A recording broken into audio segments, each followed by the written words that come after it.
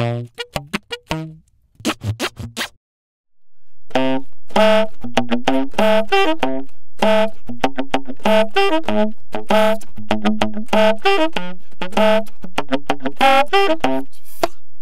everybody, Derek Brown here, BEATBoX SAX, with another Tuesday tutorial for you.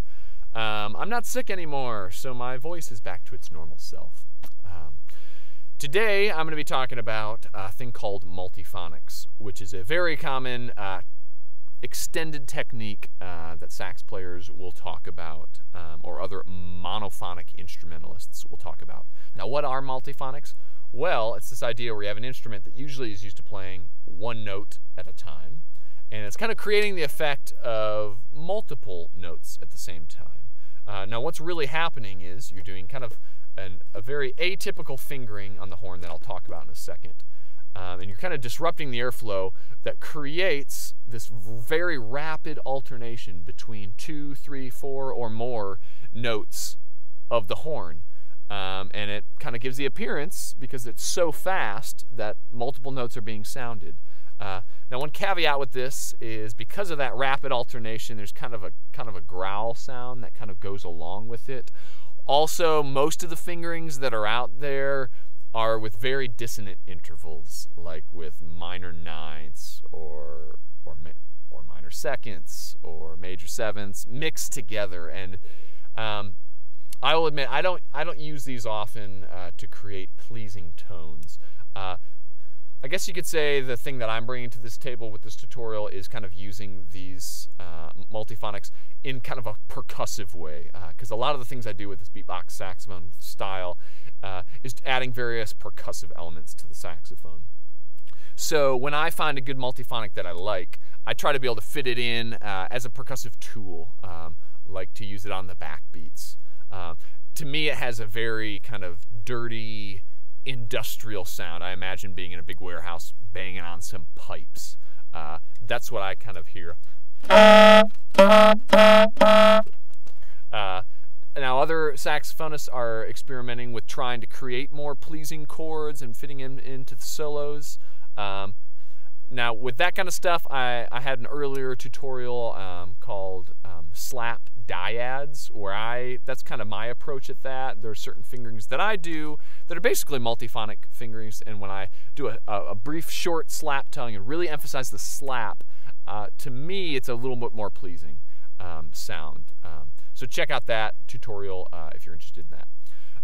But to get us started with some multiphonics, I'll just kind of show you a couple fingerings that I use, and then I'd really encourage you to check this out on YouTube. Just YouTube, or just Google saxophone multiphonics. There's so much out there. There's a ton of books.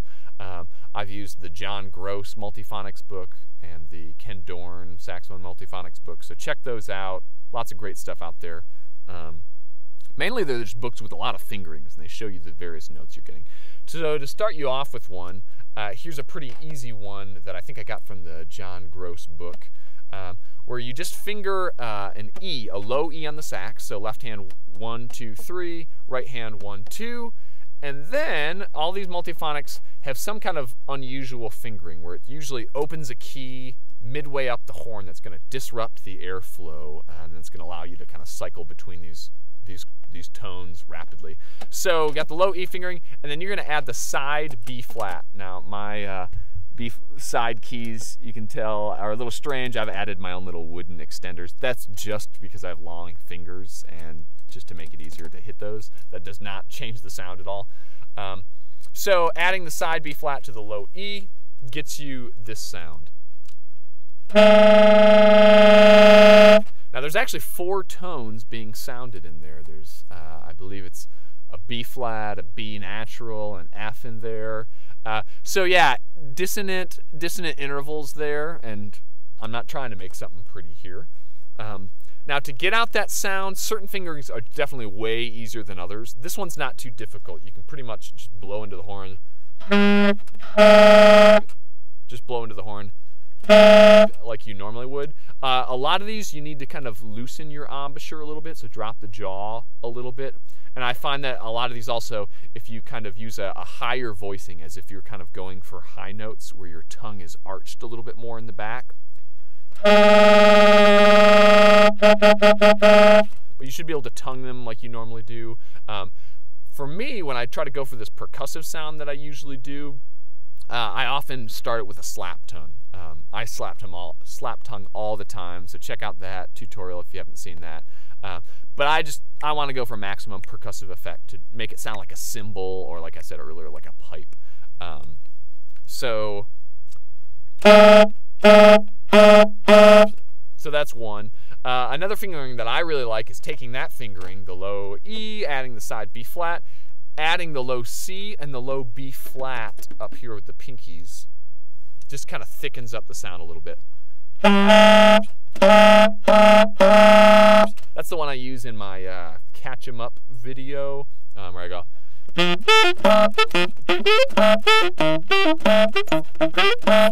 Once again, you can hear I'm just using it as a strong backbeat. I'm not trying to make it sound pretty, bring out the different chord tones. There are different ones that you can do that are a little bit more consonant, like if you finger a low E and then you press down the E flat palm key right here, low E, and add that, you can actually get a C and an E, which is a major third. So you can hear the C and then the E.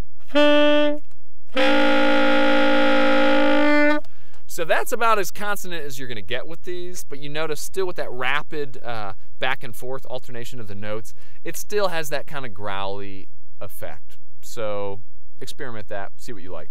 I find that if I slap tongue that and let it just kind of do it staccato, it might sound a little bit more consonant. But then it's not quite as loud. So that's Multiphonics.